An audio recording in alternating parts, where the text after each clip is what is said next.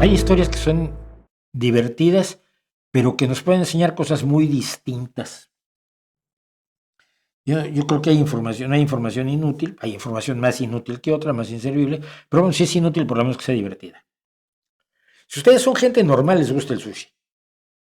Ahora, si son como yo, el sushi les gusta a muerte. ¿Podría comer sushi todos los días? Probablemente sí. ¿Querría comer sushi todos los días? Probablemente sí. Me encanta, me encanta. Es una cosa absolutamente delirante.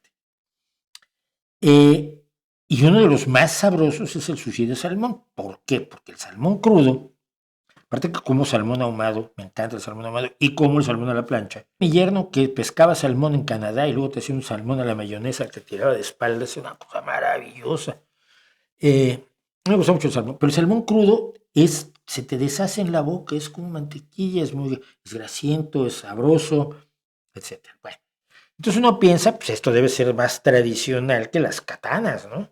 Ser más tradicional que el bushido. Debe ser no es nada tradicional, se inventó en los años 80. Y me interesa que contar la historia de cómo se inventó el sushi de salmón, porque es un éxito de un proyecto nacional noruego. La historia es la siguiente. A ver, en todos lados hay sushi de salmón. Si uno va a Japón, hay sushi de salmón. Y en una investigación de la compañía de alimentos del mar, Maruha Nichiro, se descubrió que este pescado era el más popular por sexto año consecutivo en 2017 en Japón. En Japón. Pero en Japón no comían salmón.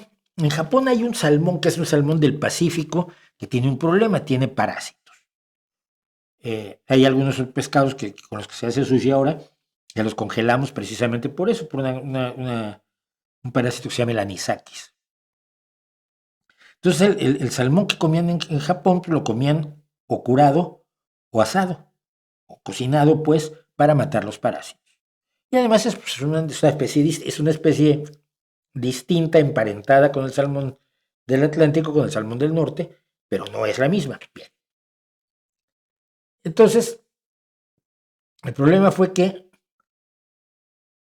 hacia los años 70-80, los noruegos empezaron a comer algo más que pescado, algo más que salmón noruego, de eso que nos gusta a todos. Y estaban comiendo más carnes rojas y productos de trigo y algo de pollo, y empezaron a acumularse en las neveras, refrigeradores o frigoríficos noruegos toneladas y toneladas de salmón. No se comía tan rápido como antes y además habían surgido las piscifactorías donde se producía un salmón de alta calidad en condiciones controladas. Pero un sujeto llamado Björn Erik Olsen llegó a Tokio en 1986, vio los hábitos de consumo y dijo, ¿y qué tal que les vendo salmón? Y resultó que era enormemente difícil, porque los japoneses primero que nada pensaban en el salmón que ellos comían y decían el salmón no sirve para sushi, el salmón no sirve para sushi. Esto anteriormente además un ministro de pesca noruego ya lo había detectado y echó a andar este proyecto, en 1985. El proyecto Japón. Durante los siguientes 10 años,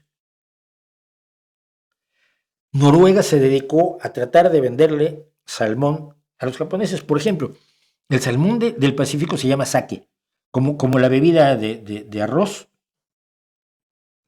como la bebida de arroz, pero creo que el acento en la A o la sake, no sé cómo es, pero bueno. Y entonces él los convenció de que aquello era salmon. Entonces sake era, sí, el salmón ese que ustedes cocinan, pero esto es salmon, que es otra cosa. Y dedicaron años a exportar, a convencer a empresarios, chefs de sushi y medios en Japón de que el salmón era bueno para sushi. En 1992, 6 años después, 7 años después de la visita del ministro de Pesca y 5 después de él, pero 6 después de él, una compañía a la que había estado tratando de convencer aceptó comprarle 5,000 toneladas métricas de salmón casi gratis. O sea, no es tanto que les convenciera la idea del salmón, sino que se los estaba dejando a precios absolutamente tirados. Él dice, yo sabía que si la gente lo probara tendría éxito.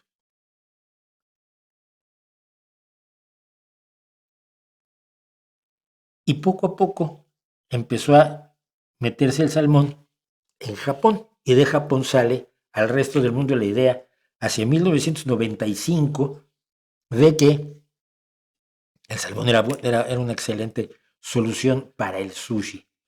Y ya en 2007, una empresa de piscifactorías noruega, Leroy, hizo un producto, hizo trabajos no de ingeniería genética, de cruza y todo lo que se hace para tener animales con ciertas características, un salmón dirigido al mercado japonés, el salmón Aurora, que tiene una alta cantidad de grasa y que es más sabroso. Lo que me alucina es que se pueden prender una compañía de un país durante años a tratar de vender su salmón con un sistema de mercadotecnia que no engaña, además, y que logre cambiar los hábitos de consumo ya no solo de un país entero como es Japón y su tradicional amor por el sushi, que tampoco es tan antiguo el sushi, pero bueno, sino que acaba cambiando la forma de comer de todo el mundo, porque uno de los más queridos, por supuesto, formas de sushi y de sashimi es la de salmón. Todavía en mi casa no pasa porque a mí me gusta más el salmón y a la familia le gusta más el atún, y entonces cuando traen sashimi se divide muy fácilmente. Pero me parece absolutamente increíble cómo lograron hacer esto los noruegos.